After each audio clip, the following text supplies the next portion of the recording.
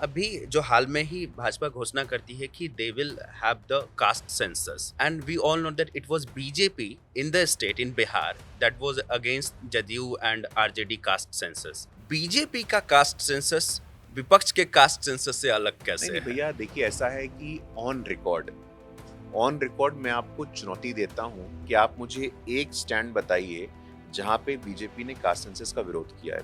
आप भारतीय जनता पार्टी का 84 और 85 का जो हमारा कार्य समिति का रेजोल्यूशन होता है उसको निकाल के लेके आइए। 84-85 है। 90 में मंडल कमीशन किन परिस्थितियों में आया हम जानते हैं, लेकिन 84 और 85 में भी भारतीय जनता पार्टी ने सुनिश्चित किया था अपने रेजोल्यूशन में कि हम मंडल कमीशन की सिफारिशों को लागू करेंगे। ये बात बहुत कम लोग जानते हैं। Very few people know this, that BJP has been in favor of social justice since before 5 years of Mandal commission. जब मंडल कमीशन का नामो निशान नहीं था तब हमारी पार्टी मंडल कमीशन की सिफारिशों की बात कर रही थी। Point number 2। पॉइंट नंबर 3 आप देखिए, विनय कटियार जी, कल्याण सिंह जी, उमा भारती जी, शिवराज सिंह चौहान जी, गोपीनाथ मुंडे जी, नंदकिशोर यादव जी, सुशील मोदी जी, बहुत सारे ऐसे नेतागण हैं जिनका उदय तभी हो गया था जब सोशल इंजीनियरिंग पॉलिटिकल डिस्कोर्स में नहीं था, जब सोशल जस्टिस पॉलिटिकल डिस्कोर्स में नहीं था। हमारे ऊपर कुछ आरोप चस्पा करने का प्रयास होता है। अरे भाई, फलाने समाज की पार्टी है, फलाने जाति की पार्टी है। हम लोग पंडित दीनदयाल उपाध्याय के एकात्म मानव दर्शन और अंत्योदय से प्रेरित लोग हैं। मैं आपको एक वाकया बताना चाहता हूँ। आडवाणी जी अपने भाषणों में कई बार इस बात का जिक्र करते हैं। कहते हैं जब जनसंघ चुनाव लड़ रहा था, राजस्थान में विधानसभा का चुनाव था, राजस्थान में हमारे दीनदयाल उपाध्याय जी वहां कैंपेन करने के लिए गए।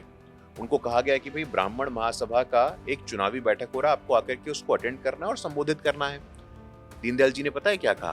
उन्होंने कहा कि मैं चुनाव में पराजय स्वीकार करूंगा, लेकिन जाति के नाम पे इस प्रकार की सभा में जाना पसंद नहीं करूंगा। भाई हम इस आदर्श के लोग हैं। पंक्ति में खड़े अंतिम व्यक्ति का कल्याण निशान जी, वो पंक्ति में खड़ा अंतिम व्यक्ति किस जाति का है, संकल्प है, किस जाति का है, किस लिंग का है, कहाँ का रहने वाला है, कौन सी भाषा बोलता है, हम इसमें नहीं मानते। लेकिन इसके बावजूद जाति एक सच्चाई है, जाति यथार्थ है, जातिवाद व्यर्थ है, लेकिन हिंदू समर्थ है। हिंदू समर्थ है, हिंदुत्व समर्थ है।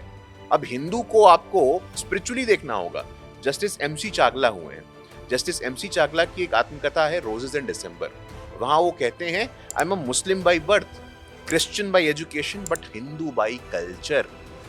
सर्वे भवन्तु सुखिनः सर्वे सन्तु निरामया। सर्वे की बात हो रही है। सबसे महत्वपूर्ण इस पंक्ति में क्या है? तो सर्वे है, कौन किस जाति का है, किस भाषा का बोलने वाला है, कौन सी संस्कृति का पालन करता है, ये मानना होगा।